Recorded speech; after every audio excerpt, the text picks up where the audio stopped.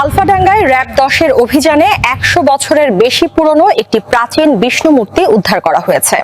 Sunbit সব দিবে সামাল। সানবিট ম্যাজিক প্রেস ডিশওয়াশিং এর মাথা ঘোরানো সলিউশন।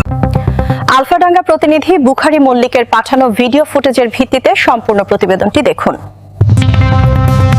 আলফাডাঙ্গায় র‍্যাব ১০-এর অভিযানে উদ্ধার হয়েছে শত শত বছরের পুরনো এক বিরল বিষ্ণু মূর্তি। ফরিদপুরের আলফাডাঙ্গা উপজেলার বুরাইশ ইউনিয়ন থেকে প্রাচীনকালের একটি অত্যন্ত মূল্যবান বিষ্ণু মূর্তি উদ্ধার করেছে র‍্যাব ১০। গোপন সংবাদের ভিত্তিতে পরিচালিত বিশেষ অভিযানে এই ঐতিহাসিক প্রত্নসম্পদটি জব্দ করা হয়। র‍্যাব সূত্রে জানা যায়, উদ্ধারকৃত বিষ্ণু মূর্তিটি আনুমানিক ৩০০ থেকে ৬০০ খ্রিস্টাব্দের মধ্যবর্তী সময়ের বলে প্রাথমিকভাবে ধারণা করা হচ্ছে। পাথরে নির্মিত মূর্তিটির ওজন প্রায় ১২৫ কেজি, দৈর্ঘ্য প্রায় ৫০ ইঞ্চি এবং প্রস্থ ২২ ইঞ্চি। মূর্তিটির শিল্পকর্ম ও কারুকার্য প্রাচীন বাংলার ধর্মীয় ও সাংস্কৃতিক ঐতিহ্যের গুরুত্বপূর্ণ নিদর্শন। অভিযান চলাকালে বুরাইশ ইউনিয়নের বাসিন্দা সাদ্দাম শেখকে আটক করে র‍্যাব ১০ ফরিদপুর টিম। পরে তার বাড়ির পাশের পুকুর পাড়ে জঙ্গল থেকে বিষ্ণু মূর্তিটি উদ্ধার করা হয়।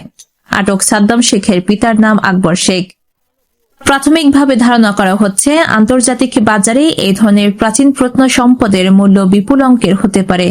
প্রত্নতত্ত্ব বিশেষজ্ঞদের মতে, এ ধরনের বিষ্ণু মূর্তি প্রাচীন বাংলার ধর্মীয় বিশ্বাস, শিল্পরীতি ও সংস্কৃতির এক অমূল্য নিদর্শন।